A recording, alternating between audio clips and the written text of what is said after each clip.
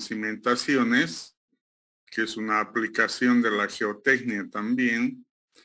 Entonces vamos a avanzar un poco para no quedarnos cortos y después vamos a escuchar las dos exposiciones que dos de los grupos tienen que exponer hoy.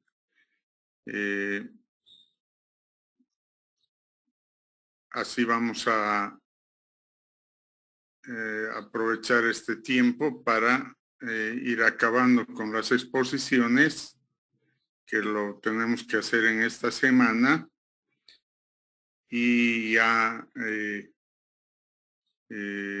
tener el tiempo también para hacer algunos ejercicios más las próximas clases para la evaluación que ya está prevista para el próximo viernes, ¿no? 5 de noviembre. Entonces vamos a empezar. Lo que queremos ver ahora es asentamientos en cimentaciones. Es un problema común que se presenta en todas las estructuras, principalmente más visuales en las construcciones civiles del área de estructuras, aunque esto no es limitativo, también se presentan en las obras civiles del área de hidráulica y en las obras civiles del área de vías. En cualquier obra que ha emplazado la obra civil sobre el terreno natural, hay la posibilidad de un asentamiento en sus cimentaciones. Entonces, ese problema que es con los materiales y a partir de las cargas que uno ejerce y a la presencia del agua en el interior de la corteza terrestre, pueden presentarse estos asentamientos que se reflejan en las obras civiles como fisuraciones, ¿no? Fisuras en el piso, fisuras en las columnas, fisuras en las paredes, fisuras en las vigas, hasta llegar a un colapso de la estructura. Entonces, para evitar eso y para evaluar eso, es que queremos tocar el tema desde el punto de vista conceptual, que probablemente sea complementario. No sé si en alguna materia están viendo este tema, podrían verlo en fundaciones, en hormigón, en otras, si es que lo han visto, y si no lo han visto como tal, me interesa que lo tengan como conocimiento académico, porque es un problema que normalmente se va a presentar en varias obras, ¿no? Sin ir muy lejos, si son curiosos en la universidad, se pueden dar cuenta que en pisos, en paredes, en vigas, en columnas, se presentan fisuras. Entonces, esas fisuras no es que están mal hechas los elementos de la estructura. Es muy rara la situación de que esté mal construida o mal dimensionada el elemento estructural. Lo más probable es que esté sufriendo asentamientos las cimentaciones en alguna parte, y esas están generando hacia la parte superior la posibilidad de una fisuración, que todavía es controlable, que no está generando roturas de los elementos, pero que sí hay que tomarlos en cuenta, porque eso, una vez que aparece un asentamiento en las cimentaciones, puede avanzar en el tiempo. es normal que avance en el tiempo, ¿no? Entonces, es un tema geotécnico y estructural que nos interesa que lo veamos en las cosas más esenciales. Por supuesto, después quienes se dedican a la especialidad de estructuras, una de sus ramas de las especialidades son los asentamientos en cimentaciones. Entonces, pueden ser especialistas en esta parte, siendo estructurales o siendo geotecnistas, ¿no?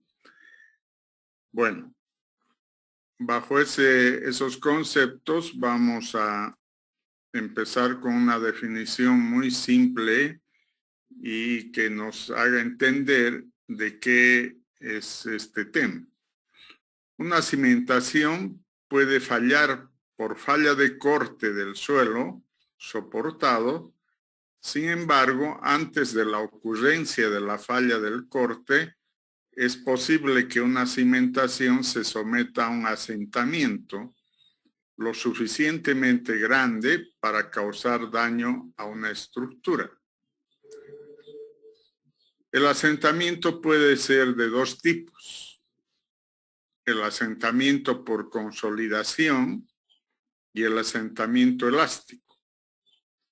El asentamiento de consolidación es el resultado del cambio de volumen en un suelo cohesivo saturado debido a la expulsión de agua intersticial.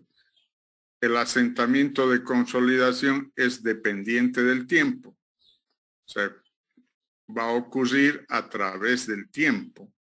No es en un momento dado, sino a través del tiempo puede haber esos cambios de volumen de los suelos saturados que expulsen el agua y generen un asentamiento, que es por consolidación de la masa del material que se asienta porque hay un porcentaje de vacíos que eran ocupados por el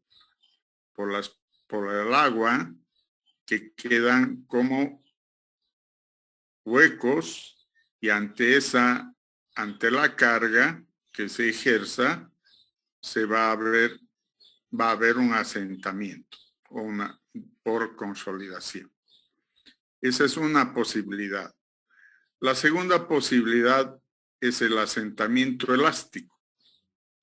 Es causado por la deformación elástica del suelo seco y de los suelos húmedos y saturados sin ningún cambio de humedad. Es decir, se produce un asentamiento, pero no porque ha habido cambios de humedad o por presencia de esa agua intersticial que sale y quedan unos vacíos que van a consolidarse, sino es una deformación que se produce, sea el suelo seco, húmedo o saturado. Hay una deformación elástica que se produce y eso se asienta y ya no se recupera o se recupera parcialmente. Entonces, ese es otro tipo de asentamiento que puede producirse cuando las cimentaciones no son lo suficientemente soportan desde las cargas, y cuando las cargas han superado las cargas iniciales para lo cual se ha generado una estructura. Entonces, estos dos asentamientos pueden producirse en las obras civiles y pueden causar malestar, mala imagen y hasta una destrucción total de la obra, ¿no? Un asentamiento puede ser desde lo más simple, que genera una fisura, hasta lo más crítico de que pueda caerse un edificio o pueda caerse el puente, o pueda partirse la carretera. Es decir, hay varias posibilidades de ocurrencia de los asentamientos en cimentaciones. Entonces, estos son, por concepto, los dos tipos de asentamiento más comunes en las obras civiles. El asentamiento a partir de una consolidación primaria. Este asentamiento probablemente es causado por la consolidación primaria en campo, suponiendo una consolidación unidimensional. Si vemos un poco la gráfica, nos damos cuenta que inicialmente este cuerpo de material tenía estas condiciones que por fines de explicación son cubículas, pero pueden ser de cualquier dimensión. Este material, al haber un peso sobre él, genera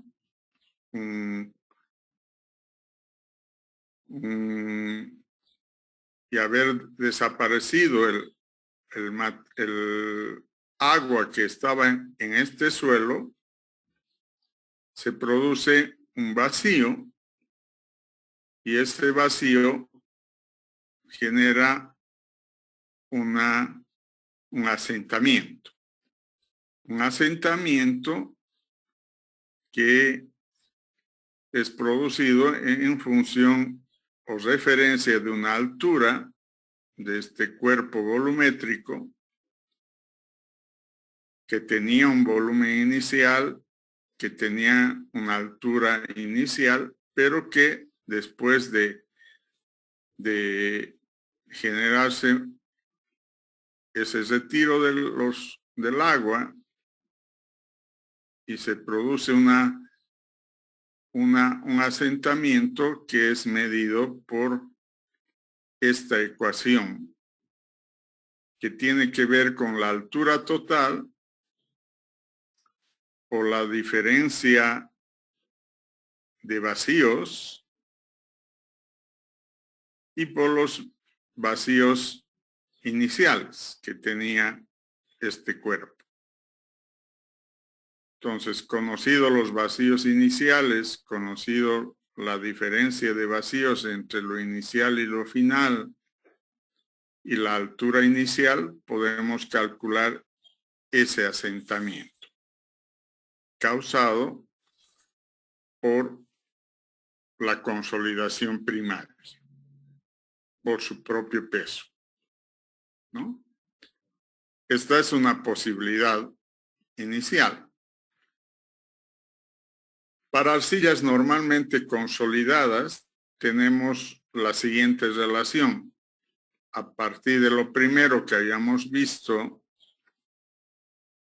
en arcillas normalmente consolidadas, interviene el índice de compresión en reemplazo de la relación de vacíos. La altura sigue siendo la misma, los vacíos iniciales también, y aparece la presión de la sobrecarga inicial y el aumento de presión, que es debido a una carga, ¿no? Entonces, si tenemos una carga y hay una presión de sobrecarga inicial y hay un aumento de presión por la carga, entonces podemos hallar un asentamiento ocurrido a partir de esa altura inicial hasta llegar a una altura ya de material consolidado. Esta es probablemente la más real, ¿no? Porque sí va a tener que haber una presión de una sobrecarga inicial y sí va a haber un aumento de presión ante cargas posteriores. Entonces, lo que hacemos en un edificio, por ejemplo, hay una carga inicial con la estructura del edificio, pero hay una sobrecarga cuando ese edificio empieza a recibir todos los elementos de sobrecarga, y esa es una sobrecarga, esa sobrecarga aumenta la presión y va a generar un incremento del asentamiento por consolidación. Entonces, va a depender mucho de este índice de compresión y va a depender de estas presiones iniciales y este aumento de presión. Para ese índice de compresión tenemos que hacer o pruebas o tener relaciones de investigaciones que se han hecho ya al índice de compresión y al índice de abultamiento. Conceptualmente, el índice de compresión se relaciona directamente con los asentamientos que presenta una masa de suelo durante un determinado tiempo. Entonces, hay un índice de compresión que se obtiene a partir del concepto de la masa del suelo y la relación de tiempo. Ha habido muchos autores que han sacado ecuaciones con diferentes fórmulas que establecen las expresiones empíricas de índice de compresión. Uno de ellos es Septon, que saca sus ecuaciones para arcillas inalteradas y arcillas remoldeadas, que son las que más índice de compresión tienen, a partir de una ecuación que está relacionada con el límite líquido del material. Entonces, hay una ecuación para arcillas inalteradas y hay una ecuación para arcillas remoldeadas.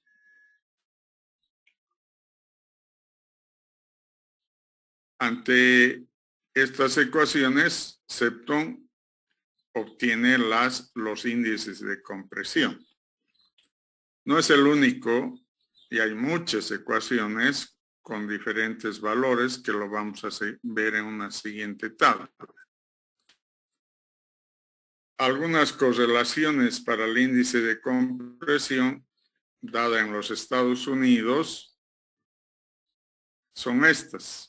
Son varias ecuaciones, algunas exclusivas a un estado, como las arcillas de Chicago, que tienen una ecuación del asentamiento del índice de compresión en función a las características de la humedad natural, o algunas ecuaciones que están referidas a cualquier tipo de arcilla. Entonces, a nosotros nos interesan tal vez estas ecuaciones que se relacionan a cualquier tipo de arcilla, o estas otras que están relacionadas a suelos cohesivos, inorgánicos, limo, arcilla, limosa, a varios tipos. Entonces, son ecuaciones que nos pueden servir. Son en todas ellas correlaciones de los vacíos para el índice de compresión, del límite líquido, que son los elementos que utiliza para este índice de compresión. Entonces, las últimas ecuaciones que se nombran en la bibliografía son las del 2004 de Park y Kawamoto, que expresan que el índice de compresión está en función de la porosidad del suelo y esta ecuación, ¿no?, que es igual a la porosidad del suelo sobre una relación también relacionada con la porosidad del suelo. Es una de las últimas ecuaciones que se han sacado de los investigadores referente al tema del índice de compresión.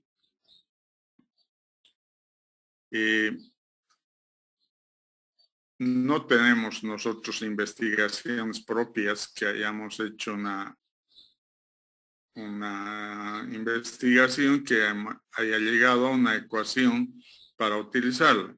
Así que estamos en libertad como proyectistas de utilizar algunas ecuaciones ya conocidas que provienen de investigaciones serias, ¿no? Entonces, por eso se los nombro a estas posibles ecuaciones para el índice de compresión.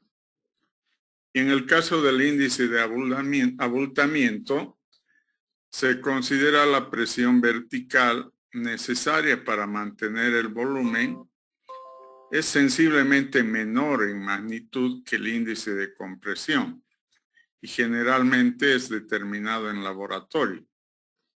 Entonces el índice de abultamiento es ante la presión, ante el índice de compresión ya existente en el material, puede haber un índice de abultamiento que considera la presión vertical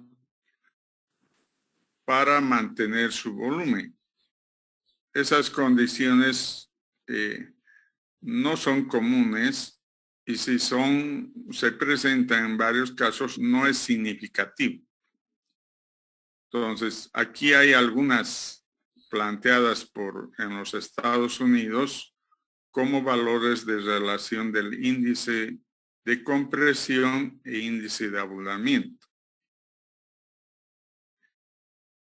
relacionados con el límite líquido, el límite plástico, el índice de compresión, y aquí están el índice de abultamiento. Este índice de abultamiento, como verán, numéricamente es mucho menor que el índice de compresión.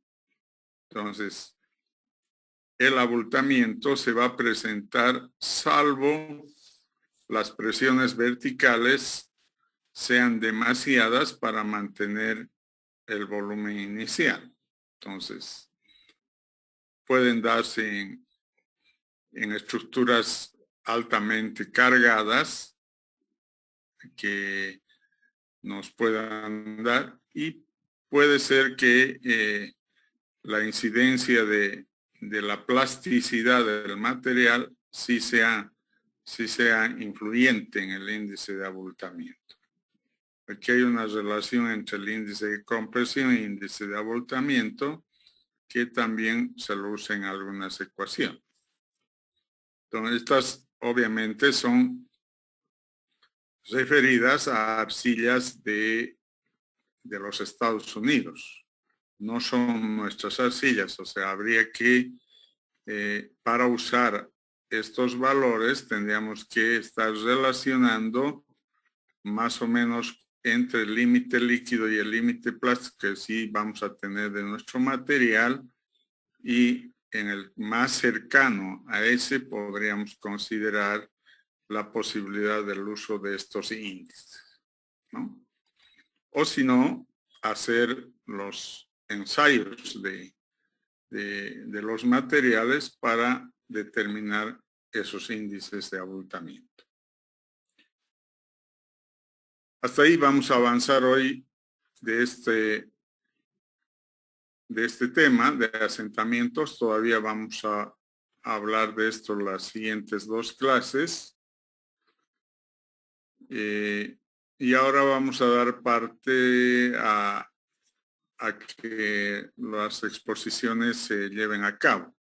Entonces, no sé si están listos los dos grupos. Me confirman, por favor, antes que empecemos la exposición. Sí, ingeniero, el grupo de tubos de concreto ya elaborados está listo. Ya, entonces... El subgrupo 11 igual de ensayos en mezclas ya colocados. Ya, vamos a empezar por el de tubos y después continuamos con el siguiente.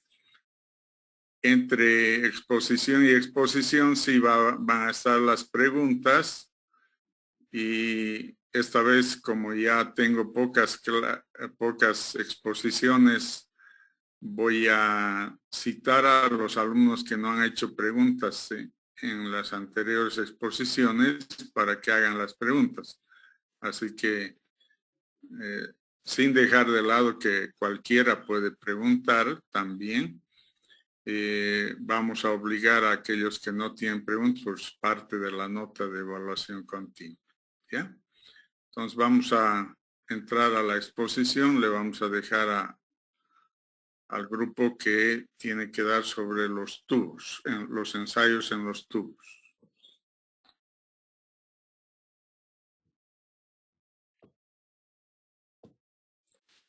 Ya está la compartida, pueden colocar su exposición para que podamos empezar.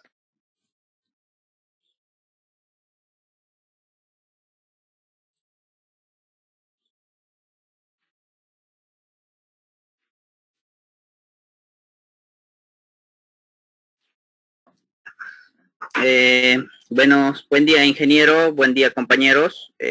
Somos el grupo 12, integrado por el compañero Choque Aramayo Edwin, Condori Canedo José Rey, Sosa Gorena Adriel Alejandro y Zambrana Ayala Kevin Noel. Nosotros vamos a explicar un poco acerca de lo que son los ensayos en tuberías de concreto ya elaboradas.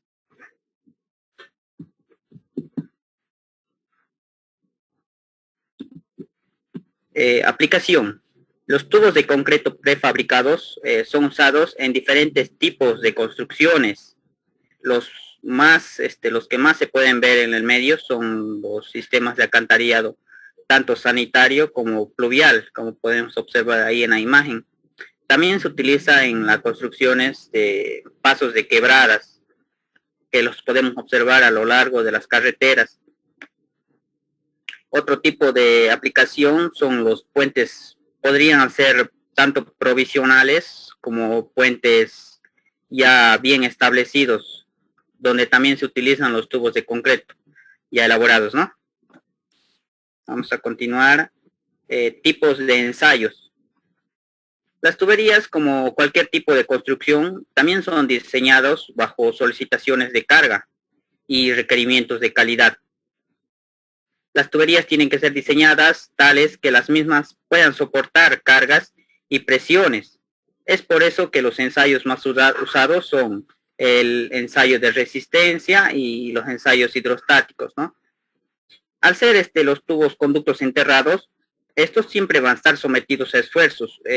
Los más importantes o los que más tienen que resistir estos tipos de elementos son las cargas, ¿no? Las cargas tal vez vehiculares, o las cargas del mismo suelo.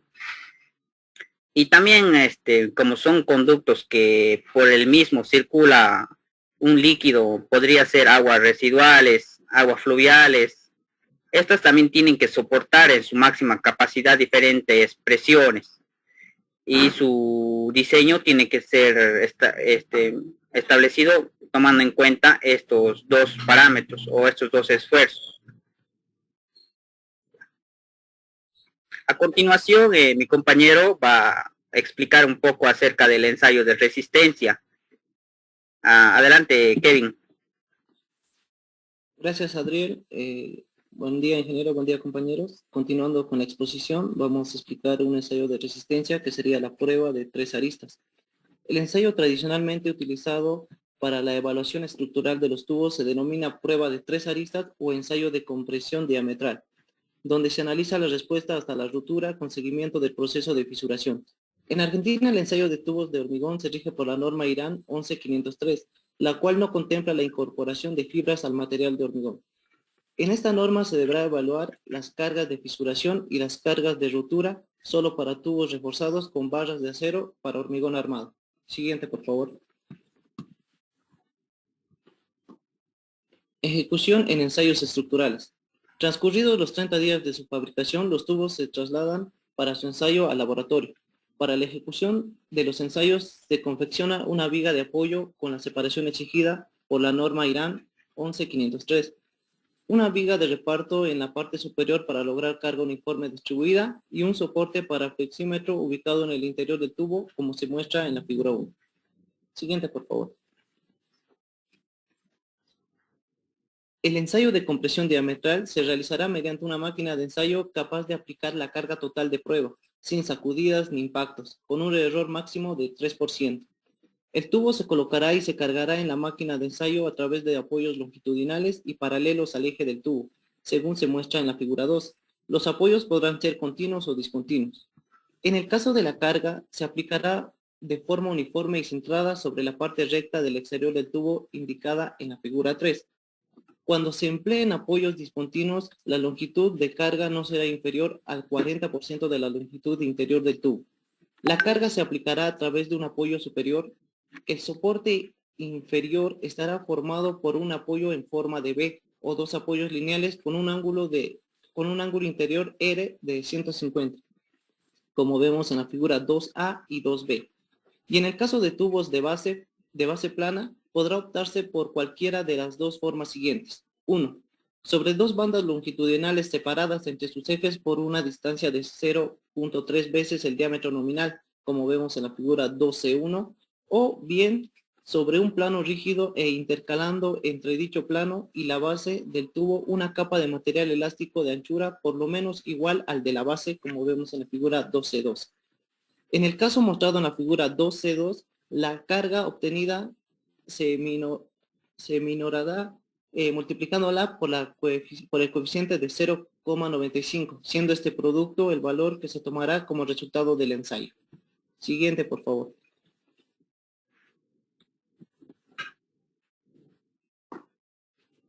En la tabla 1 se muestran los valores mínimos de cargas de fisuración y de roturas para tubos de hormigón armado correspondientes al diámetro de 600 milímetros.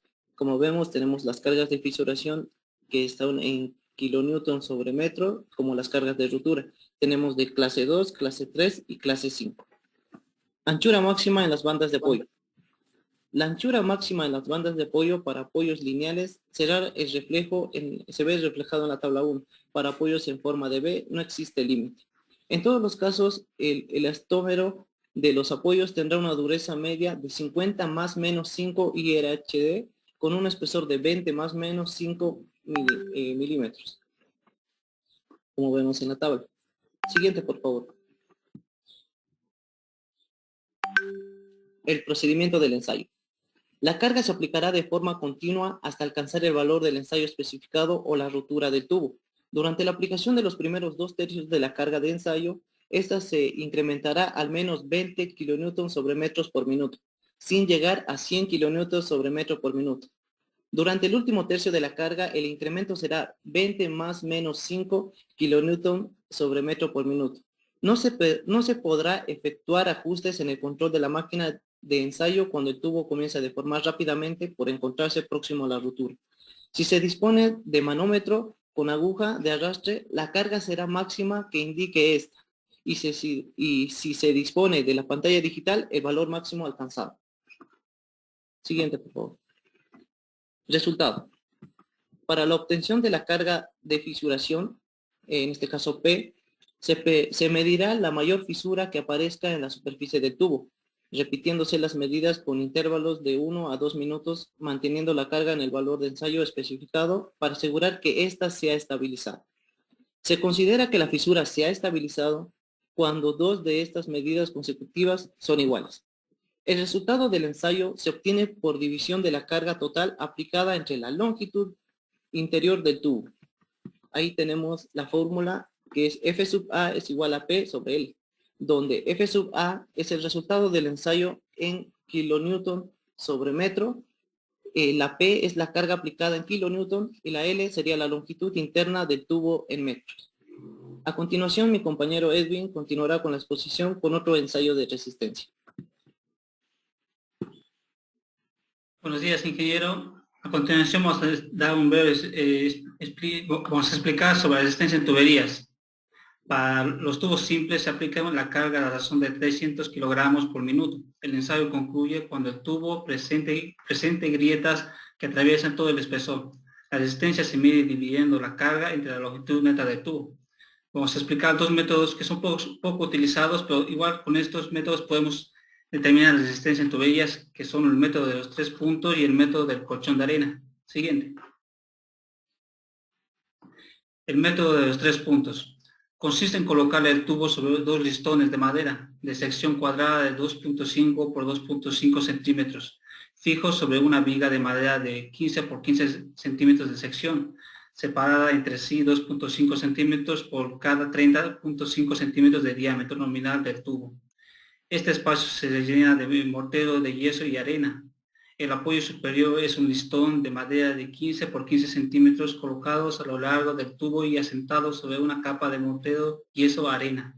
La carga debe ser vertical y se aplica a través de una vigueta de acero. Como se puede ver en la figura número 6.5, el método de 3 puntos. En el punto 1 ponemos el listón de madera, en el punto 2 está el apoyo inferior de la viga de madera, en el punto 3 la separación mínima entre los listones, que tienen que ser 2.5 centímetros, en el punto 4 el apoyo superior y viga de madera, que tiene que ser 15 por 15 centímetros, y en el punto 5 la vigueta de acero. Siguiente. Método del colchón de arena.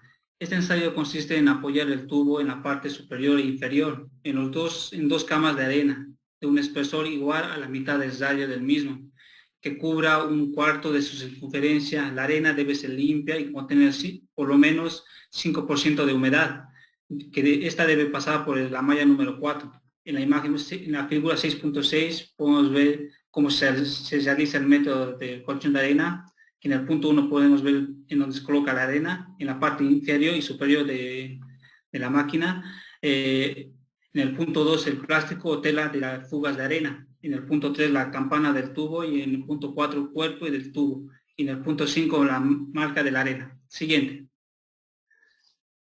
Continuando con el ensayo, en la superficie superior de la arena debe estar nivelada y cubierta con una placa rígida de madera dura. La carga se aplicará al centro de la placa. Este puede ser de una máquina de prueba o mediante pesas ubicadas sobre la plataforma que descansa sobre la placa, como indicaba en la figura 6.6. La resistencia no debe ser menor a la determinada en la tabla 6.3. En esta tabla podemos ver el diámetro nominal de la tubería, que va desde el 10, 15, 20 hasta 60 centímetros, y que la resistencia no debe ser menor en el método de los 3 cuchillas a 1.49 kilogramos por metro, 1.64 kilogramos por metro, hasta 3.57 kilogramos por metro. Y en el método del colchón de arena no debe ser menor a 2.23 kilogramos por metro, 2.45 kilogramos por metro, hasta 5.36 kilogramos por metro. Siguiente. A continuación le mostraremos un pequeño video de cómo se realizan los ensayos de resistencia.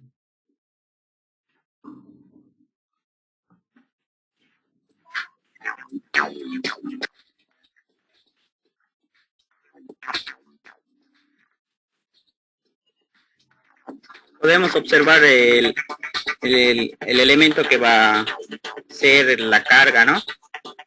Ahí estamos viendo cómo se está colocando el tubo sobre 2 bandas,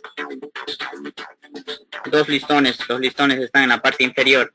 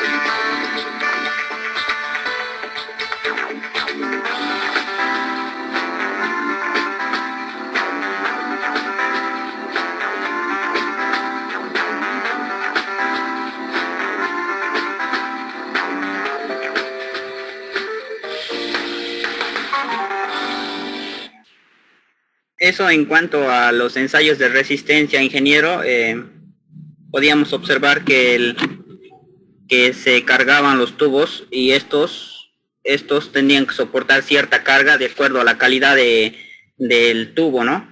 Así se sabía si es que cumplía o no con la resistencia que exige las normas, las diferentes normas que existen, ¿no? Ahora, a continuación, vamos a continuar con otro tipo de ensayo, el que es los ensayos hidrostáticos. Habíamos dicho anteriormente que los tubos, como son elementos que están bajo tierra, algunas veces estos están en contacto con el nivel freático. Y es por eso que en su elaboración los mismos tienen que diseñarse contemplando estos tipos de efectos. Una prueba es la prueba de permeabilidad. ¿En qué consiste la prueba? A ver, como son elementos que van a estar enterrados, el nivel freático no tiene que, el agua que está por fuera no tiene que ingresar dentro del tubo. Si es que llegara a pasar esto, va a dañar la estructura del mismo. Y por eso va a reducir la resistencia del tubo, y una vez que ya esté sometiendo a algún tipo de carga, el mismo puede fallar. Por eso son importantes estos tipos de ensayos. En resumen, nos dice, a ver, el método consiste en mantener una sección de tubería llena de agua durante un tiempo especificado. Todo esto en la superficie exterior del tubo, comprobando que no exista filtración al interior. En la imagen podemos observar que hay un equipo que en su interior está el agua a presión, ¿no? Y más adelante vamos a ver que el mismo no ingresa hacia el interior. El agua que está a presión no tiene que ingresar al interior. El equipo necesario para hacer posible esta prueba es una bomba de presión, manómetros, un cronómetro, un equipo especial para soportar altas presiones y agua. Podemos ver todos estos materiales en las imágenes. Este es el equipo que digo que tiene que soportar la presión exterior. En el interior de este elemento está el agua a presión. El procedimiento para realizar la prueba es el siguiente. Se instala el equipo de presión en la junta de la tubería o en cualquier sección de la misma. Se introduce el agua a presión en intervalos de tiempo de 5, 10 y 15 minutos. Una vez alcanzada la presión de 2 kilogramos, centímetro cuadrado, se deja en reposo el mismo. Se controla con un cronómetro un tiempo de 15 minutos. Y se verifica en la parte interior del tubo que no exista filtración o que no ingrese el agua hacia el interior a través de sus paredes.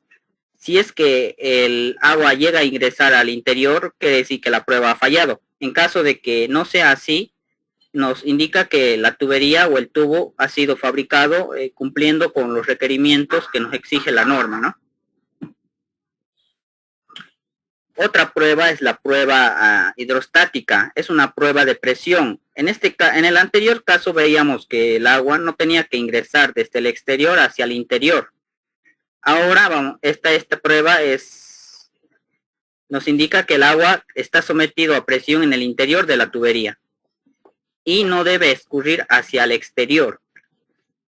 La sección de la tubería se somete a presión hidrostática y se observa que no exista fuga en las juntas o en la superficie de la pared. La norma boliviana nos indica que, bueno, antes nos dice que para realizar esta prueba la tubería tiene que estar totalmente seca. No tienen que existir manchas de humedad en la misma, en su superficie. Al concluir la prueba, obviamente el agua va a intentar escurrir a través de las paredes, va a provocar que se moje las paredes de la misma tubería. Y nos dice que el 20% de la superficie, si es que llegaría a estar un 20% de la superficie de la tubería mojada, no se considerará como filtraciones. En caso contrario, sí se lo contará y la prueba será fallida. El equipo para realizar esta prueba de presión es el mismo. Ahora se le adiciona una tapa, una especie de tapa que se va a colocar en la corona de la tubería o en los extremos de la tubería, tapando los mismos y evitando que por estos se escape el agua. El procedimiento del ensayo es el siguiente. Nos da alguna recomendación.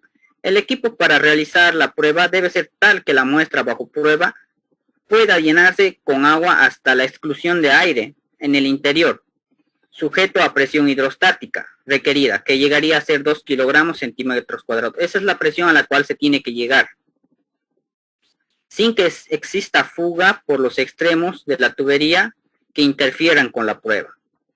La muestra sometida a ensayo debe estar libre de toda humedad visible antes del inicio de la prueba, lo que ya había dicho anteriormente.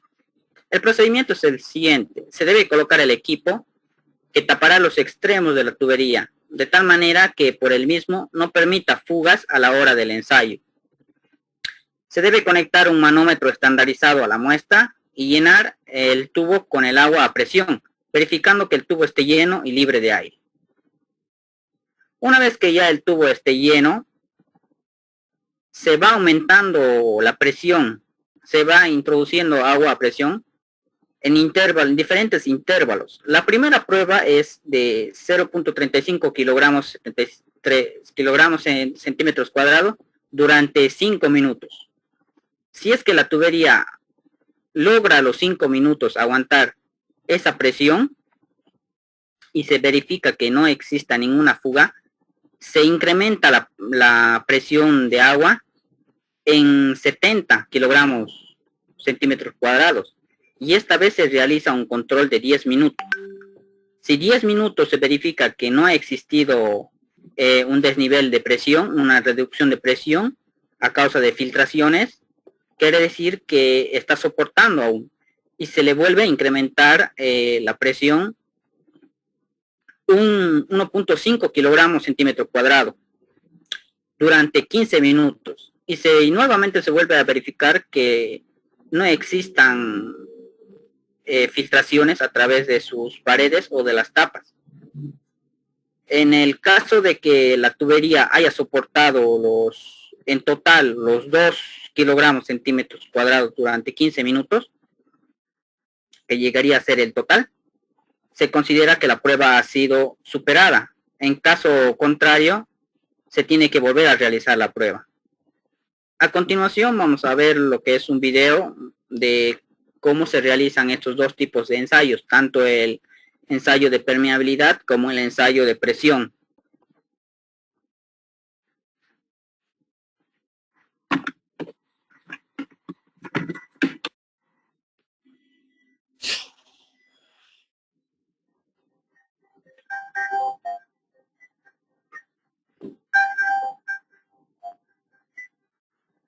Ahí podemos observar que están colocando, están uniendo dos tuberías para realizar la prueba de permeabilidad, ¿no?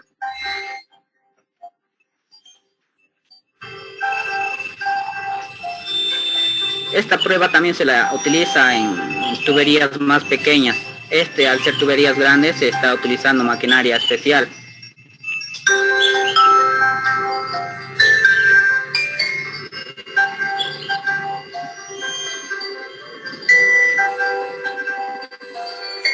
En la parte superior podemos observar que existe un hombre verificando la válvula de purga.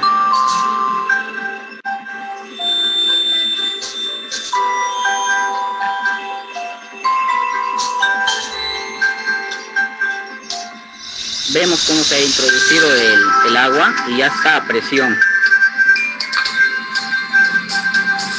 Y en la parte interior ya los encargados están verificando que no haya existido filtración a través de su pared de la junta en todo caso.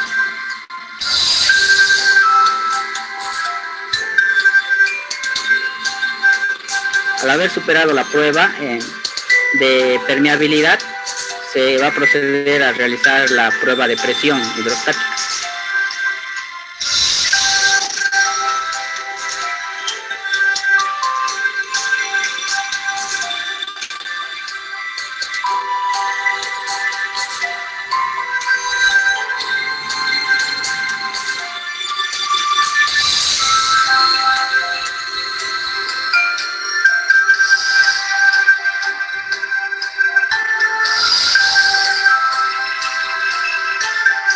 llenado del tubo también va a depender del tamaño del mismo. Como he dicho, esto también se hacen, estas pruebas se hacen en elementos o en tubos más pequeños.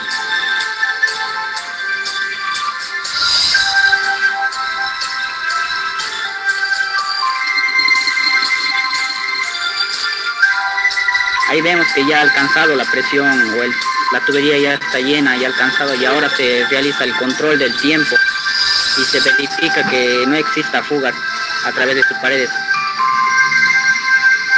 Podemos observar que también ya la tubería ha cambiado de color un poco. Esto es debido a que la humedad, ¿no?, del interior hacia el exterior. Podemos observar que ha cumplido con las especificaciones técnicas y se puede decir que la tubería cumple con los requerimientos de calidad. Esta prueba es importante porque son elementos que van a estar siempre en contacto con humedad y la misma tiene que estar diseñada para soportar a estos tipos de presiones para no dañar su estructura en sí. Ahora mi compañero José va a explicar otro método, otro ensayo que se realizan a las tuberías prefabricadas. Adelante, José.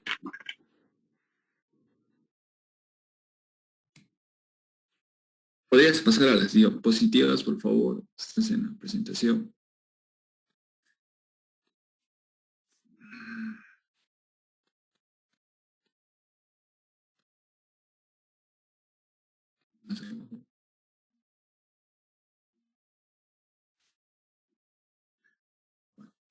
Bueno, ensayo de absorción. Este método cubre la prueba de un espécimen que es una muestra o núcleo extraído de la pared de la tubería.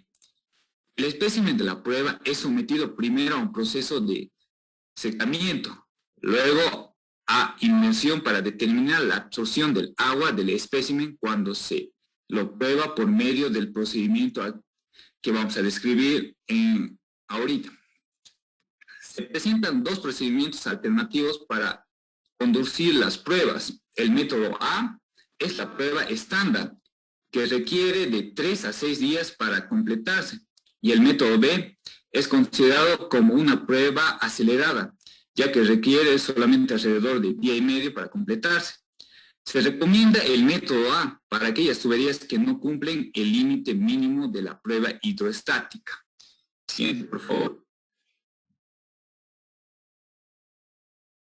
Disposiciones generales. El método es una prueba de control de calidad ejecutada para establecer el hecho de que la tubería terminada esté lista y cumpla con los límites de absorción estimuladas en las especificaciones. Métodos de ensayo.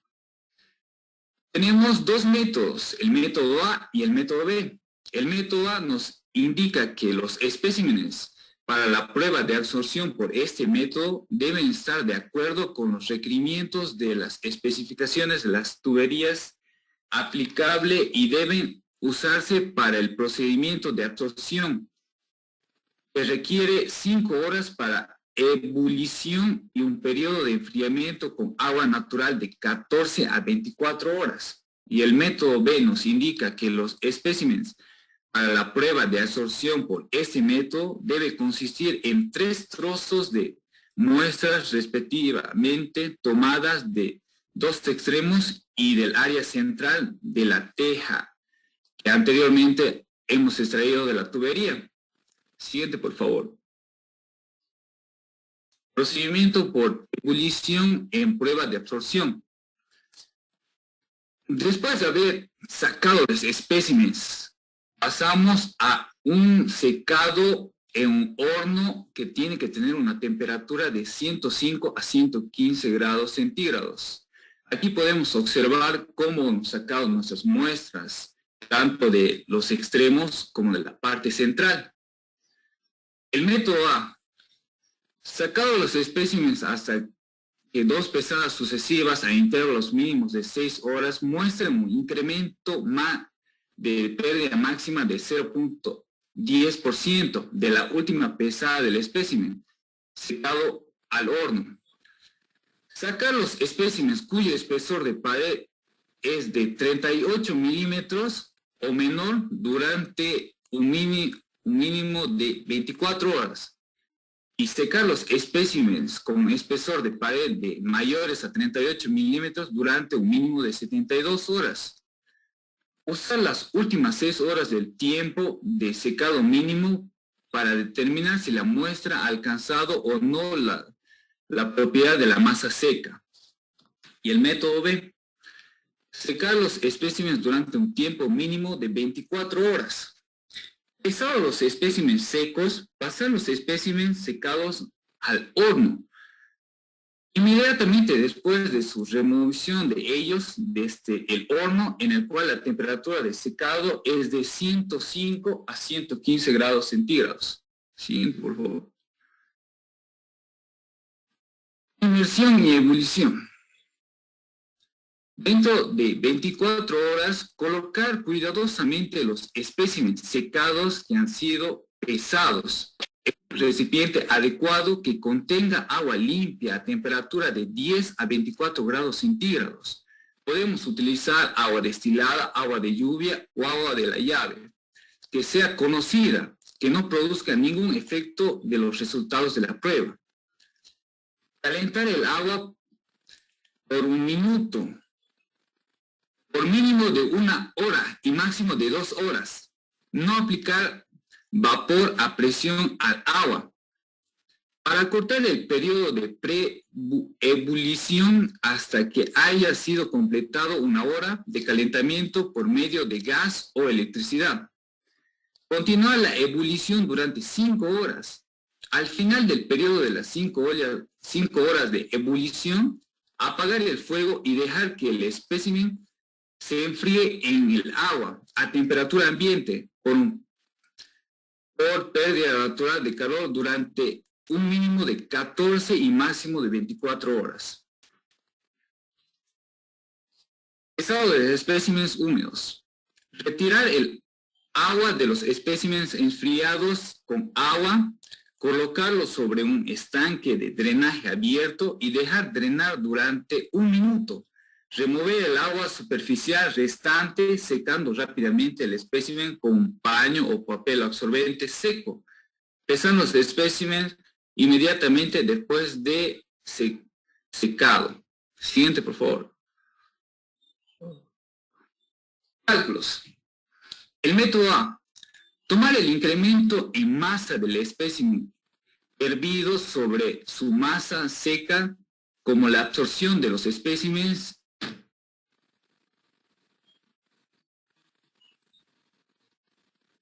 y expresarlo como un porcentaje de masa seca. Reportar los resultados separadamente para cada espécimen. Método B. Tomar el incremento en masa del espécimen hervido sobre su masa seca como la absorción del espécimen y expresarlo como un porcentaje de masa seca. Reportar el resultado como un promedio de 3 muestras, tal como se ha tomado de una teja o tubo. Y el método C, o prueba de absorción por embebimiento en agua durante 10 minutos.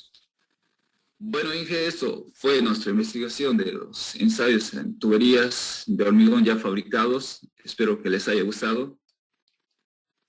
Gracias.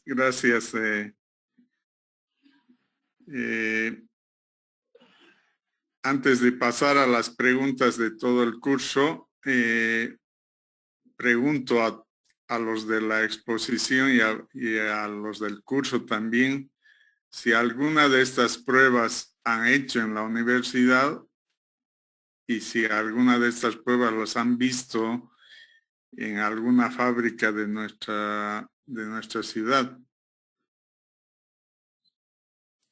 No, ingeniero. No. La verdad que no. No, ingeniero, no se hace. Esto sí lo hemos conocido, un poco nos han explicado en la materia de sanitaria, pero no lo hemos realizado las pruebas. Ya. En realidad las pruebas de tubos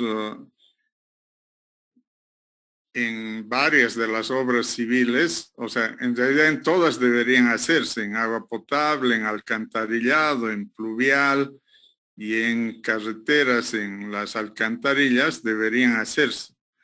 Es parte de las especificaciones. El problema es hacerlos porque no siempre hay los equipos y los laboratorios para hacerlo.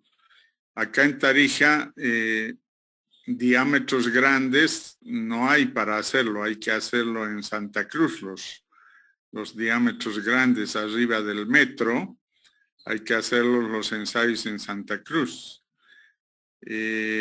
Diámetros menores alguna vez se han hecho en algunos de los fabricantes de tuberías que hacen para agua potable y alcantarillado, pero siempre deberían hacerse.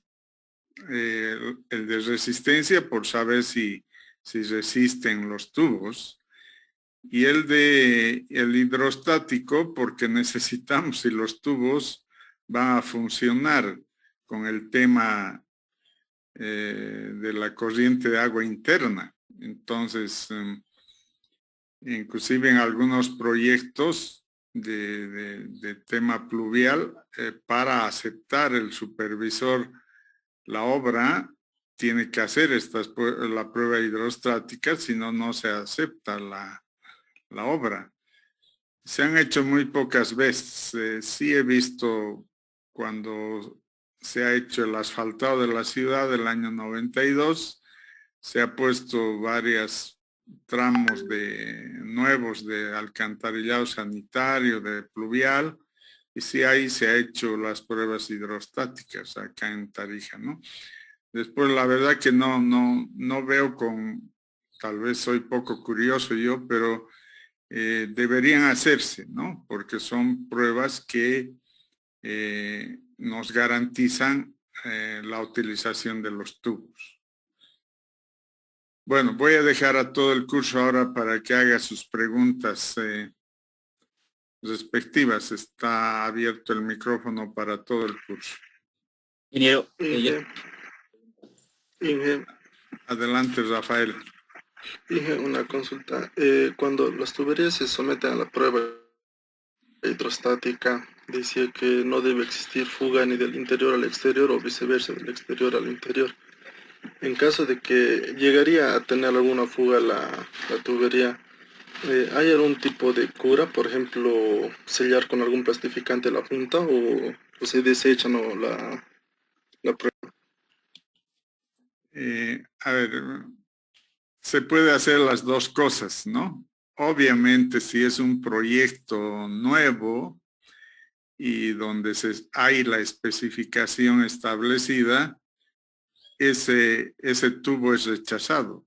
Ya la empresa tendrá que ver cómo la saca, la vuelve a poner otro tubo. Es complicado, pero un buen supervisor lo único que haría es rechazar ese tramo porque el tubo no cumple la prueba hidrostática, ¿no? Ahora, la otra posibilidad también está dada. Los fabricantes de SICA tienen productos, un par de productos que son sellantes de tubos. Entonces, sí se puede utilizar, sí son efectivos. Obviamente no son de costo tan barato, pero como la utilización es en cantidades menores, es posible usarlas. Entonces, no es complicado. Obviamente que será la opinión de la supervisión de aceptar o rechazar ese tipo de curas. Aún lo correcto sería rechazar el tubo. Pero en muchos casos, por la magnitud de la fisura o porque ahí se ve complicado la reposición, podría aceptarse algún tratamiento con algún producto que puede ser de SICA o de otros productos que llegan menos a nuestro país, pero sí hay también otros fabricantes.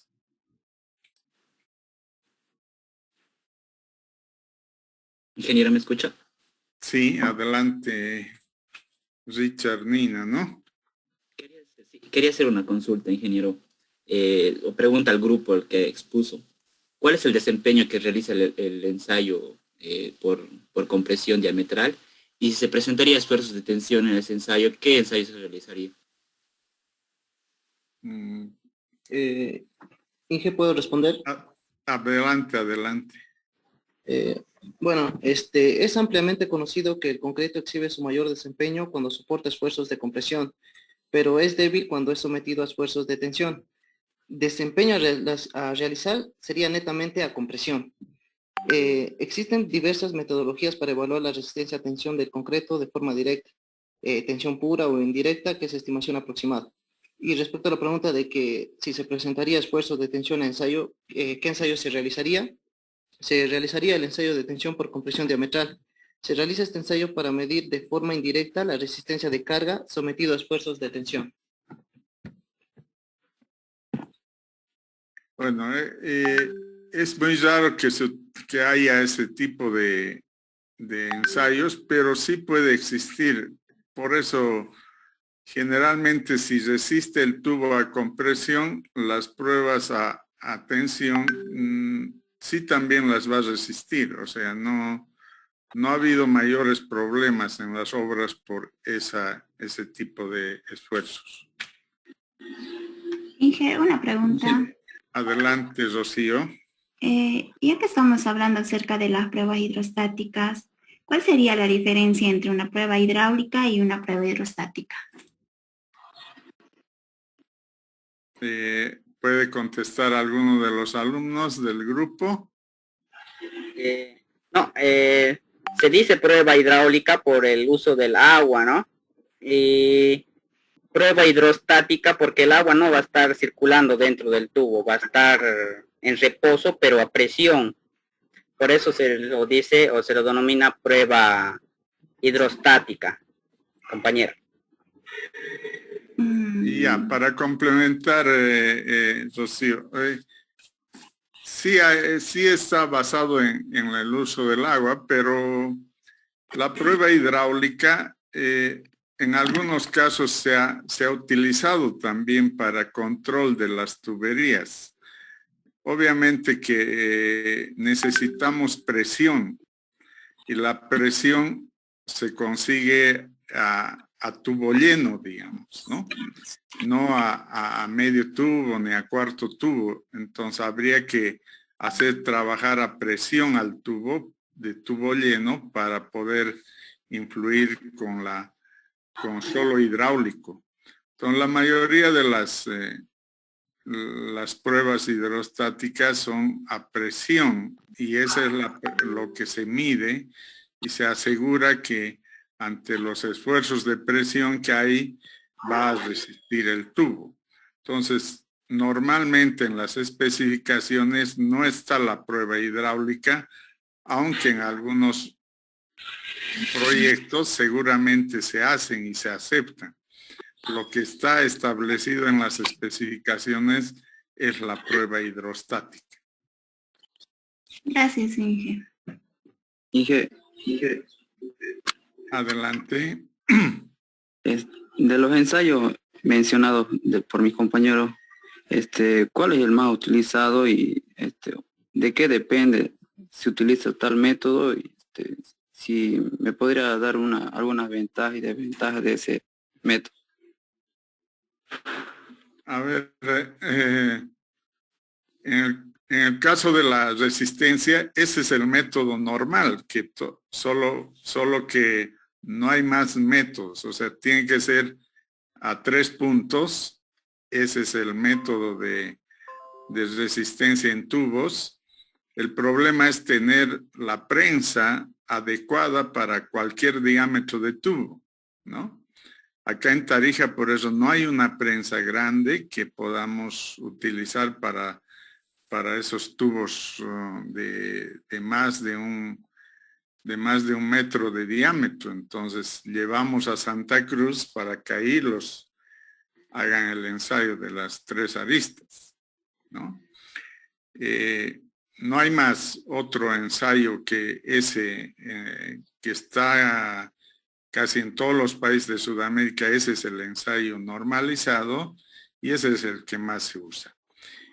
Y en el caso de la hidrostática, sí hay otros ensayos más artesanales, digamos, inclusive acá en Tarija, si ustedes son curiosos, alguna vez van a ver a los de COSAL comprobar poniendo un petardo de colores dentro del tubo, tapando los extremos y ver que salga el humo con color en los lugares donde está fisurado, ¿no?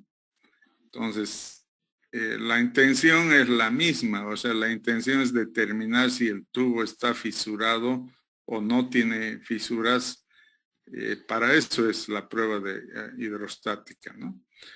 Otro tipo de pruebas que pueden hacerse no están normadas. Generalmente esas dos son las que están normadas y también en nuestro país. El problema es tener los equipos para hacerlos. Bueno, Inge. Tengo tiempo para una pregunta más. ¿Alguno de los estudiantes? ¿O nos vamos al otro? Ingeniero. Sí. Disculpe, mencionaron que exigen requerimientos, que exige la norma para la prueba de permeabilidad. ¿Cuáles son esos requerimientos? A ver, adelante, adelante.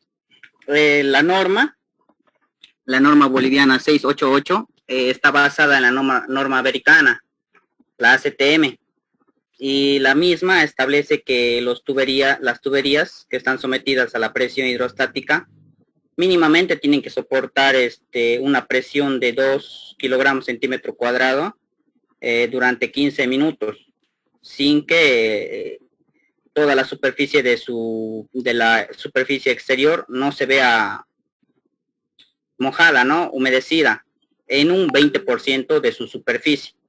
Caso que si llegaría a pasar, supongamos un 30-40% de superficie mojada, ya dependerá del criterio del proyectista, si es que acepta o no acepta el tubo en su requerimiento de calidad, ¿no?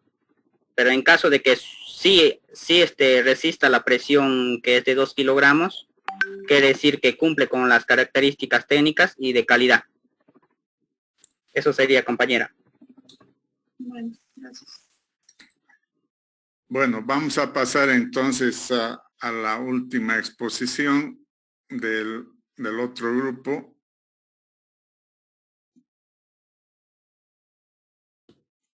Voy a dejar de compartir, ingeniero. Ya, por favor. Gracias. Sus preguntas. Por favor, coloquen la exposición en el grupo del WhatsApp, ¿no? Para que todos tengan. Sí, ahorita lo paso.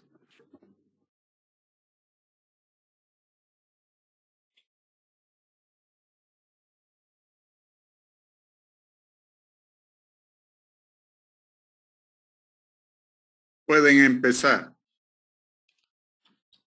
Inge, buen día, ¿me escucha? Sí. Ya. Bueno, primeramente, muy buenos días, ingeniero. Muy buenos días, compañeros. Nosotros a continuación les vamos a explicar acerca de los ensayos de mezclas en concreto ya colocadas. Nosotros somos el subgrupo número 11. Los integrantes de nuestro grupo son mi persona, Rueda Marco Antonio, el compañero Gareca Edwin, Quispe Jorge Luis y Fernández Rafael. Siguiente página, por favor. Bueno, comenzando con la exposición tenemos la introducción. Durante la vida útil de una construcción se tienen dudas razonables de la integridad de una estructura o se detecta la presencia de patologías estructurales. Corresponde a efectuar una evaluación estructural para determinar la actual competencia de la estructura y tomar las medidas correctivas que sean necesarias. Estas pueden ser la reparación o rehabilitación de la estructura, o en casos más críticos la demolición total controlada, antes de que se produzca un colapso no controlado como consecuencia no deseable. Siguiente página. La evaluación de una estructura existente pasa por elaborar un modelo matemático tridimensional de la estructura con el fin de estudiar el comportamiento de la misma, empleando parámetros reales obtenidos a través de ensayos de campo y laboratorio, los cuales se obtienen las características mecánicas reales de dichos elementos estructurales. Siguiente, por favor. En una estructura de concreto armado se deben determinar características mecánicas del concreto y del acero, tales como el levantamiento geométrico de la estructura, la caracterización de la forma y ancho y profundidad de fisuras y rajaduras en los elementos estructurales. También la resistencia real del concreto y del acero de refuerzo. Determinación del grado de oxidación en los aceros y la determinación de carbonatación de los concretos. Siguiente, por favor. La determinación de todas estas características se hace en algunos casos mediante medición y en la mayoría de los casos empleando métodos y ensayos que se clasifican como destructivos y semidestructivos y no destructivos. Siguiente, por favor. Bueno, eso sería de mi parte. Mi compañero va a continuar con la disertación. Buen día, ingeniero, ¿se escucha? Sí. Bueno, yo voy a explicar sobre los ensayos destructivos y semidestructivos. Estos ensayos destructivos y semidestructivos, tales como su obtención y el ensayo de corazones diamantinos de concreto, sirve para determinar la característica físico, mecánico, químicos y microscópicos del concreto con los cuales determina la resistencia al concreto, el frente de carbonatación del concreto o el tipo de agregados utilizados. Siguiente, por favor.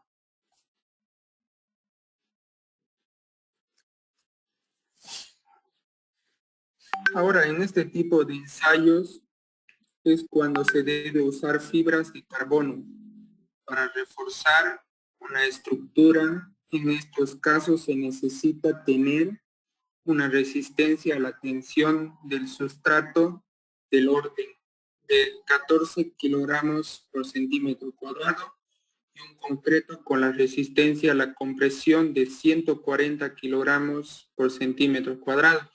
En este tipo de ensayo, como podemos observar en la imagen, nos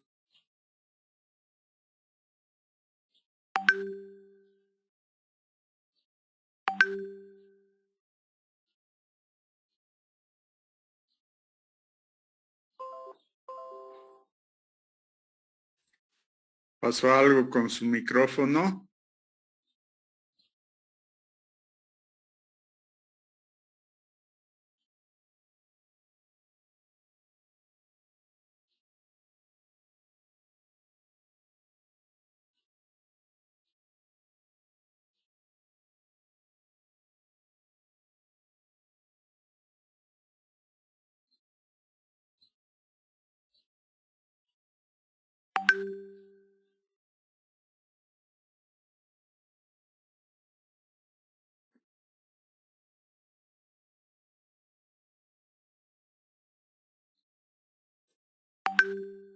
¿Pasó algo con la exposición?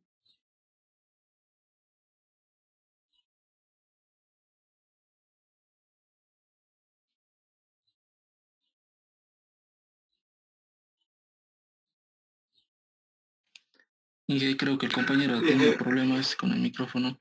Sí, ya ha vuelto. La señal debe ser, ¿no? ¿Qué? Sí, Pásate ya. la siguiente. La siguiente. Ahí se quedó.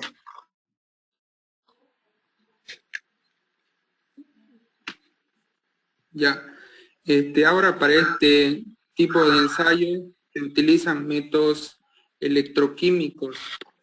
Cuando se quiere determinar el nivel de corrosión, en los aceros o el frente de carbonatación del concreto. En el caso de corrosión se usa la técnica del pulso galvanostático, mediante el cual se impone al acero de refuerzo una corriente de intensidad desde un electrodo colocado sobre el concreto. Se registra el cambio de potencial electroquímico de corrosión, como podemos observar en la primera imagen. Ahora, para el siguiente ensayo, para la determinación cualitativa del grado de carbonatación del concreto, se utiliza la fenoltaleína, donde si la muestra toma un color rosáceo, es que el concreto no está carbonado, como podemos observar aquí en la segunda imagen. Y ahora, si la zona no cambia de color, el concreto tiene un grado de carbonatación. Siguiente.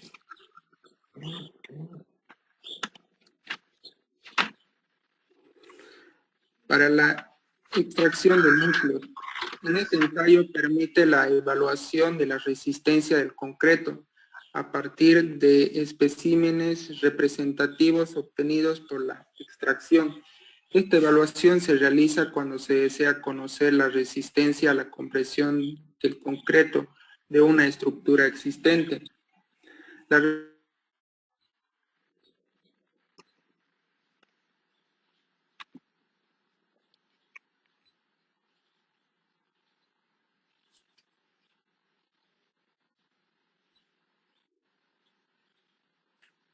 resistencia del concreto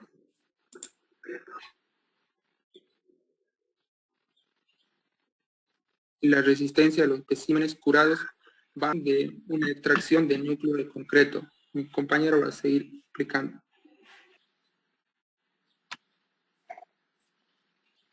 Buenos días, ingeniero. Continuando con la exposición, ensayos no destructivos. Los ensayos no destructivos son métodos que no causan daño en la estructura a evaluar. Uno de estos ensayos son las pruebas esclerométricas. Las pruebas esclerométricas miden un índice de rebote en el cual se correlaciona a la resistencia a la compresión del concreto evaluado. Está normado por la CTM-C 805. Como se trata de un instrumento totalmente manual, debemos cargar el émbolo para enviarlo con una energía de impacto fija. Para ello presionamos el mismo sobre la superficie del hormigón. No hay ninguna mediación hasta ahora. Una vez el émbolo llega a un determinado punto, un resorte lo libera y golpea el hormigón. No medimos nada aún. El émbolo golpea sobre la superficie y dependiendo de la dureza de misma rebota con mayor o menor fuerza. Es la respuesta de rebote la que desplaza una guía sobre un visor escalado de 10 a 100 y consigue la medición. Podemos presionar el botón de bloqueo para permitir la lectura. Ese valor es adimensional y arbitrario, ya que depende de la energía almacenada en el resorte y la masa utilizada. Siguiente.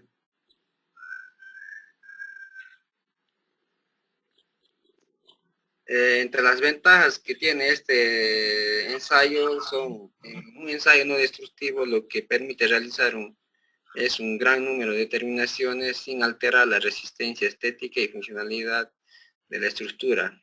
Es un ensayo muy económico. También puede operar en estos ensayos se puede operar en tanto horizontal o como vertical.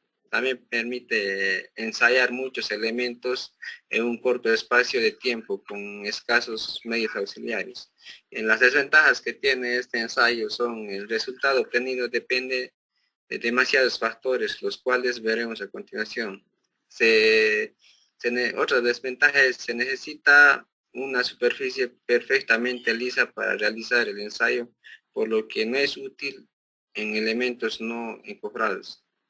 Requiere de una calibración. Tenemos de exigir siempre al laboratorio una muestra in situ de calibración antes de la ejecución de ensayo. solo afecta a los primeros centímetros en la pieza de 2 a 3 centímetros. También puede variar según la pericia del operario. Existen pérdidas de energía por la deformación elástica del hormigón en el interior de la pieza. Siguiente.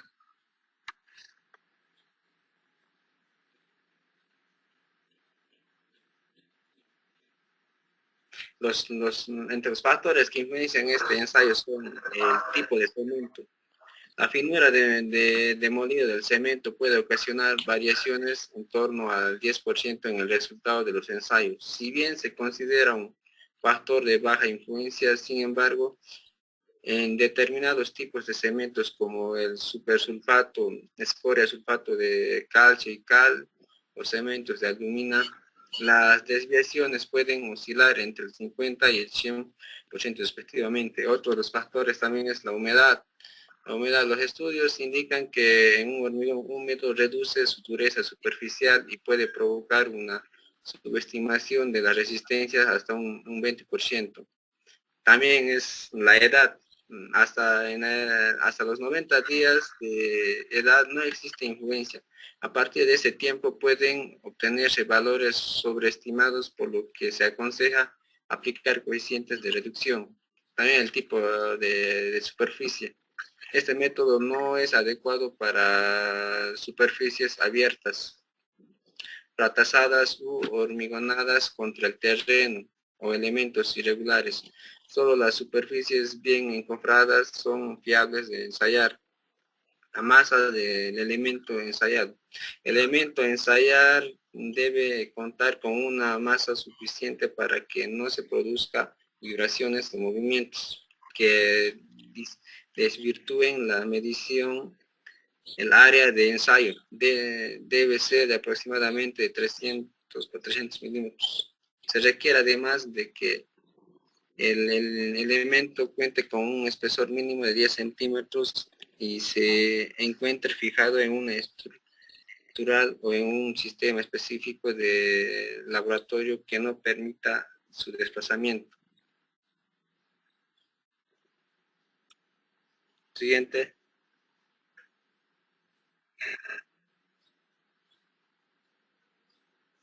Otra de las pruebas es las pruebas de ultrasonido. El principio de funcionamiento es que mediante un transductor electroacústico se genera un impulso de vibración longitudinal y un segundo transductor recibe la señal y mediante un circuito electrónico se mide el tiempo de tránsito.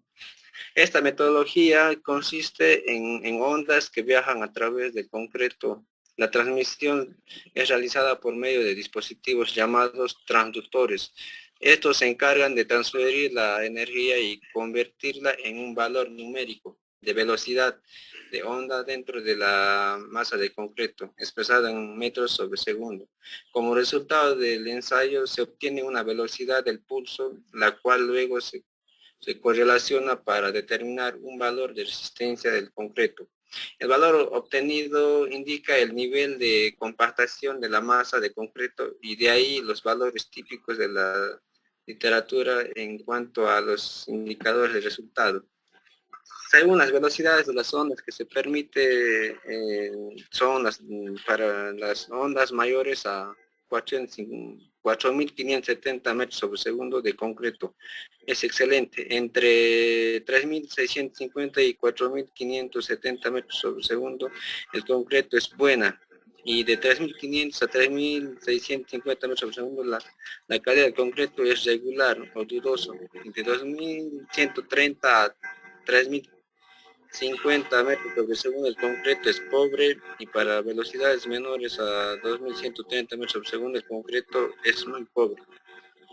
Entre las ventajas que tiene este ensayo es que se puede usar sobre cualquier forma de elementos, sobre cualquier espesor, en elementos con una sola cara accesible. Provee información sobre la calidad del concreto, las mediciones experimentales se obtienen rápidamente. El precio del instrumental es relativamente bajo. Siguiente. Entre las desventajas de este ensayo son los resultados se ven afectados por la humedad del concreto y con los niveles de armado. Baja velocidad de inspección cuando se emplean métodos manuales. Requiere de personal con una buena preparación técnica y gran experiencia. También tiene dificultad para inspeccionar piezas con geometrías complejas, espesores muy delgados y de configuraciones irregulares.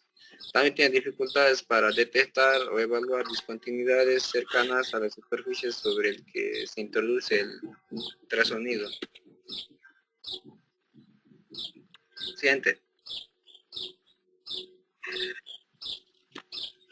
Los factores que se deben tener en cuenta en este ensayo son la ubicación del acero, de refuerzos y la humedad que pueda tener el elemento. Estos aspectos tienen relevancia ya que el equipo emite una energía eléctrica a pequeña escala, que para cualquiera de estas condiciones sería un conductor no favorable al método y al contrario alteraría el valor del pulso. La disposición de los transductores. Existen tres tipos de posicionamiento para los transductores: directa, semidirecta y directa. Esto a razón de la dificultad que se puede presentar en algunos casos en la obra o por la misma construcción. El pulso aplicado de una forma directa es más recomendable que una ubicación indirecta, pero es claro que todo depende del caso particular. Longitud en la trayectoria. Es una condición que no debería presentar inconvenientes, sin embargo, es aconsejable determinar la longitud para que dicha frecuencia del equipo no presente reducciones en la velocidad. Es válido notar que el tamaño máximo del agregado es una base para establecer la distancia mínima, por lo cual se sugiere hacer pruebas al respecto antes de iniciar el procedimiento. Mi compañero va a continuar con la exposición.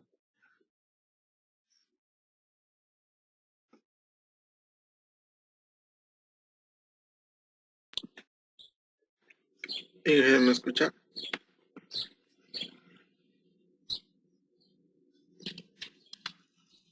¿Me escucha? Sí. Otras pruebas serían las pruebas del ecoimpacto. El ecoimpacto se basa en el uso de ondas de impacto a compresión que viajan a través del elemento estructural y se reflejan por defectos internos y de superficies externas. Estas pruebas permiten medir el espesor de pavimentos, revestimiento de asfalto, detectar la presencia y profundidad de cangrejera o panales de abeja. También nos permite evaluar la calidad de la inyección de lechadas de concreto en ductos de postensado, integridad del pavimento rígido por debajo de una capa de asfalto, evaluar calidad de reparaciones y medir la profundidad de grietas de superficie. El modo de operación de esta prueba del ecoimpacto es a través de un impulso de esfuerzos de corta duración, el cual genera tres tipos de onda que se propagan a través del punto impactado. Son tres ondas que se denominan ondas R, ondas P y ondas S. Las ondas P se utilizan para obtener la información acerca del material. Las ondas R se utilizan para saber el estado de la estructura que se está analizando. Y las ondas S se utilizan para saber el estado de la superficie de la estructura que estamos analizando. Otro ensayo sería la tomografía ultrasónica. La tomografía ultrasónica son ondas transversales conocidas como MIRA. Es un sistema multifuncional de baja frecuencia diseñado para explorar y evaluar el interior de elementos de concreto. Utiliza un arreglo patentado de transductores de contacto en seco para generar imágenes en 2D y tomografías en 3D de las estructuras de concreto. Su uso permite obtener resultados in situ, en tiempo real y en pocos segundos. Es equivalente a la exploración ultrasónica utilizada en las ciencias médicas. Su modo de operación de la tomografía ultrasónica se basa en el método ultrasónico, que es a través de transductores de emisión y de recepción, midiendo el tiempo transcurrido desde el inicio del pulso hasta la llegada del eco. conociendo la velocidad de la onda. El equipo está, como se puede ver en la imagen, está constituido por 48 transductores. Serían 12 columnas de 4 transductores cada uno. La primera columna de los transductores dispara la onda y los siguientes 11 reciben el tiempo de llegada. Después la segunda columna dispara las ondas y los 10 que están a su izquierda reciben. Y así sucesivamente va disparando la tercera y los otros 9 que quedan reciben las ondas. Este es un ejemplo de un estudio que se ha realizado a una viga postensada de un puente que se tenía la sospecha de que tenía alguna deficiencia en el gruteado de los cables postensados. Cuando se hace la prueba del ultrasonido, es este el resultado que se tiene de la estructura. Y con eso ya nosotros terminamos.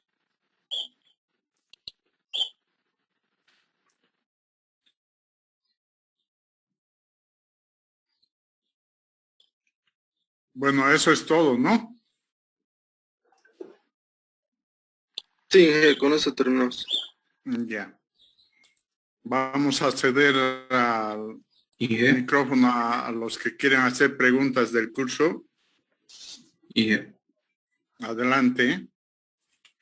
Aquí escuchando al compañero en la última parte, hablan de tomografía ultrasónica. Aquí en nuestro país, ¿contamos con ese equipo o qué equipo contamos para realizar diferentes ensayos?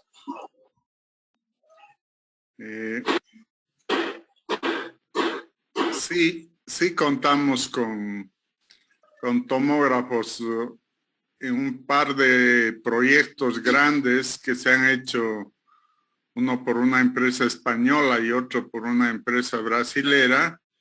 Se han utilizado estos tomógrafos ultrasónicos para evaluar a las estructuras de pavimentos rígidos en 2 obras, ¿no? Pero no son normales, no son equipos normales que tienen todas las empresas constructoras o consultoras. No tenemos tampoco en la universidad ese tipo de equipos. Es muy poco las empresas que puedan tener, porque uno por el costo y otro por el uso mismo, ¿no? Para fines investigativos es muy importante. Por ejemplo, si uno quisiera saber cómo se ha organizado la granulometría en el interior de una capa base, ¿cómo va a saber eso? Con un ensayo no destructivo. Normalmente estamos acostumbrados a hacer una calicata y sacar la muestra y de ahí recién hacerle el ensayo. Eso es destructivo, ¿no? En cambio, un no destructivo es hacer una tomografía y ahí podríamos evaluar cómo están distribuidos, cómo es el porcentaje de vacíos, cómo es el acomodo de las partículas, cómo es el contacto agregado. Hay muchas cosas que se pueden investigar en el interior de las obras civiles, no solo en el concreto, ¿no? Sino en todos los componentes que hacemos de morteros, de mezclas de suelo, de suelos. Ahí en todas podemos hacer evaluaciones no destructivas. A eso apuntaba esta exposición, digamos, ¿no? No son comunes, pero sí alguna vez se ha utilizado. Buenas tardes. Sí, adelante, Chambi. Quería preguntar, ¿qué características debe tener un material para que sea analizado por los métodos, ¿no? Que tienen algunos métodos tienen partículas magnéticas? A ver, en realidad no, los materiales de la obra no están especificados para estar en condiciones con un equipo que se va a hacer.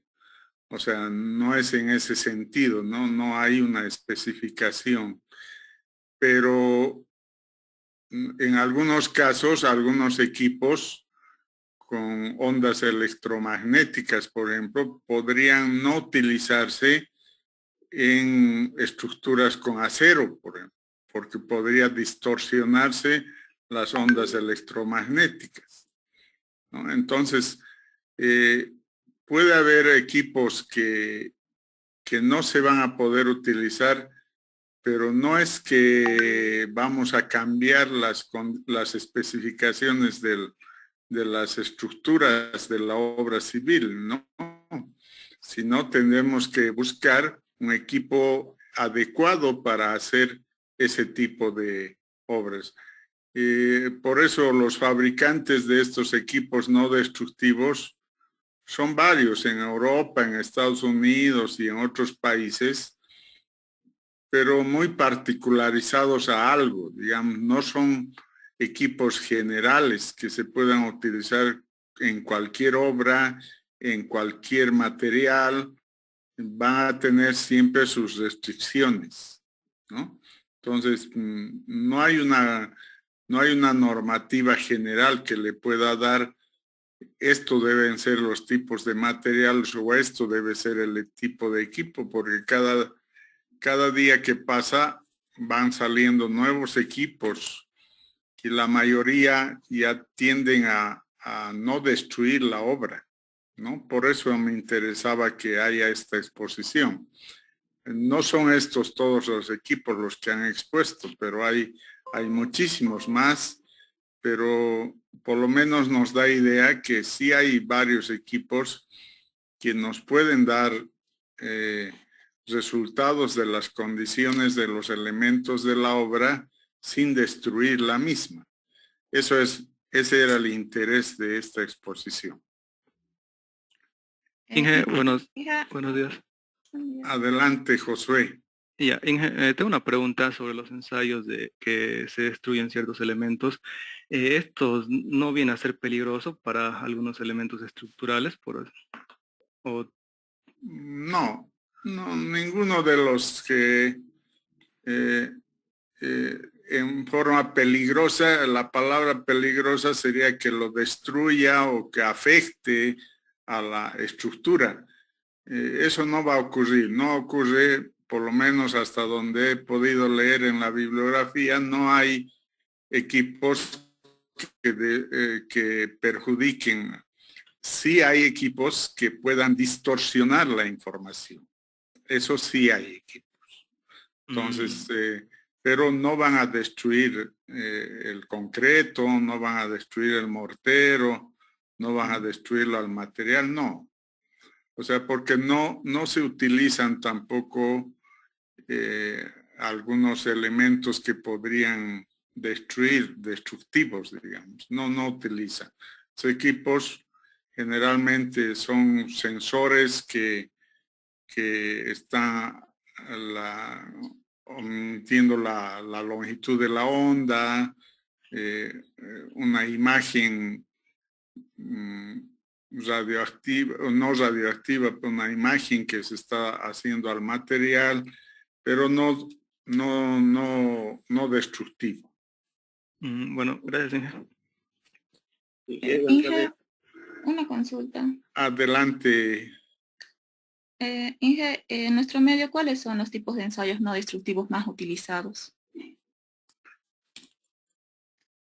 Los radarmétricos en pavimentos rígidos, los eléctricos y nucleares que se utilizan para la densidad y humedad de los suelos, que son no destructivos. Eso todos los de vías, yo creo que ya van a llegar a eso, ya no creo que lleguen a utilizar en las obras los conos de arena.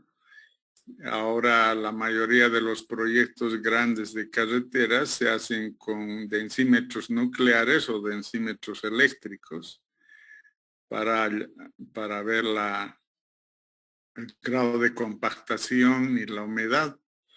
que es lo que se controla. Después los esclerómetros son muy usados en hormigones.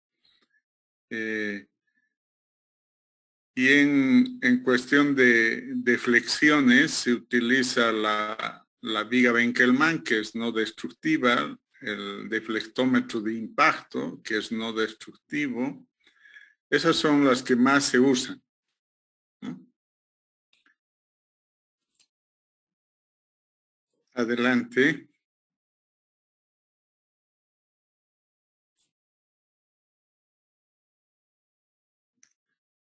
En realidad, las limitaciones tendrían que ser en cada obra las especificaciones. Si las especificaciones no le permiten hacer no destructivos, en muchas obras, por ejemplo en Bolivia, todavía está hacer la rotura de probetas, ¿no? Y de vigas de hormigón para ver la resistencia a la compresión y a la flexión. Entonces, las especificaciones así lo exigen. Pero si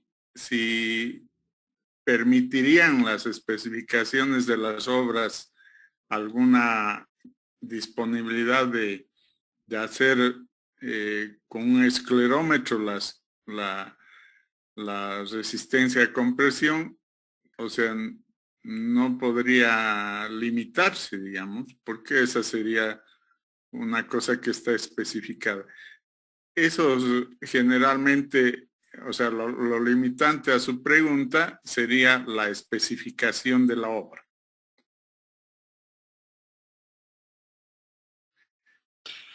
Inge, una pregunta. Carolina, adelante. ¿Y cuáles son los ensayos que tienen más precisión en sus resultados? A ver, si hablamos de suelos, por ejemplo, o sea, si queremos grado de compactación, humedades, los densímetros nucleares y los eléctricos han dado muy buenos resultados, o sea, comparado con lo común que uno podría hacer.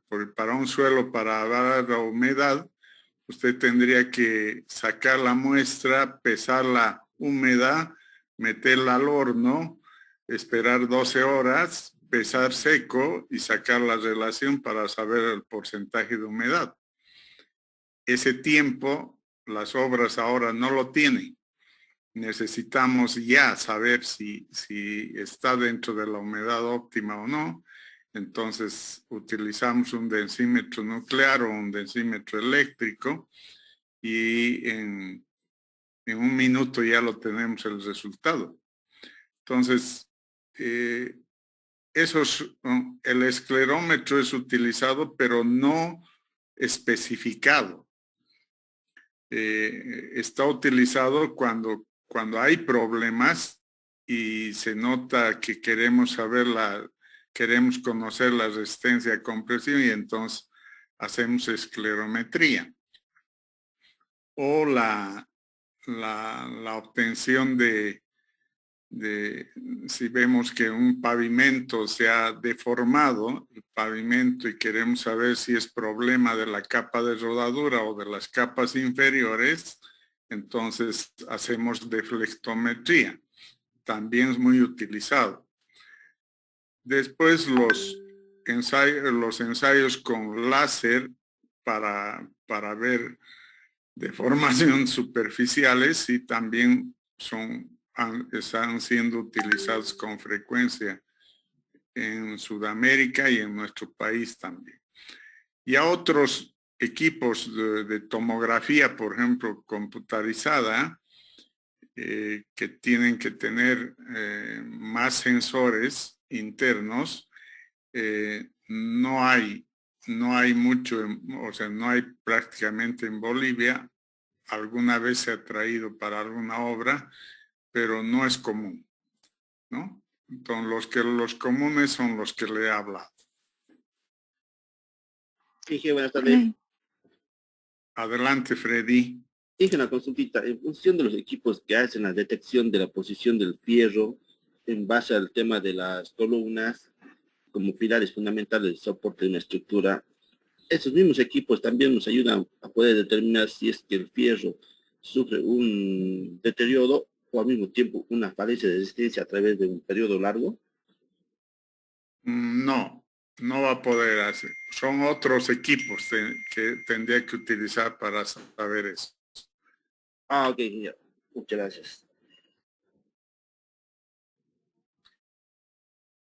Bueno, con eso terminamos. Van a disculpar que nos hayamos pasado un tiempo, pero había que acabar estas dos exposiciones completas. Les pido a los del grupo que pongan su exposición en el grupo de WhatsApp para que tenga todo el curso. Inge, disculpe. Adelante, Freddy. Mire, nuestro grupo nosotros nos toca exponer el día viernes. Estábamos haciendo unas investigaciones en función de ensayos y en los cuales mi compañero le dio a conocer el tema de los ensayos de compresión simple, compresión no confinada, ensayo de compresión axial, triaxial, perdón, ensayo de consolidación, ensayo de placa y el ensayo SPT, de los cuales dije usted nos ha anulado el tema del ensayo de compresión triaxial y el ensayo SPT. Tomando en cuenta como incremento, hemos tomado en cuenta el corte por veleta y el análisis multicanal de ondas superficiales. Y a su vez hemos investigado otros que vienen a ser como métodos. El método del endométrico de Terzaghi, el otro viene a ser el tema de la capa equivalente de Tistovich, 1983. Ahora, yéndonos para irnos más que todo en lo importante para exponer, nos daría dar una idea más o menos qué tipo de ensayos tenemos que investigar de manera concreta, Inge. El endométrico, háganlo. Ok, ingeniero. ¿Ya? El otro no. El otro no nos va a servir, además que no vamos a tener nunca esa forma de equipo. ¿Ya? Dije, el método de Eskentom Beherum. No, tampoco. Ok, el tema de las veletas. Sí, eso sí. El otro sería el análisis de multicanal de ondas superficiales. Eso también. Ok, ingeniero. Muchas gracias. Ya. Hasta luego, Fred. Hasta luego, ingeniero. Hasta luego a todos los alumnos y gracias por su asistencia. Hasta luego, hasta luego. Recording.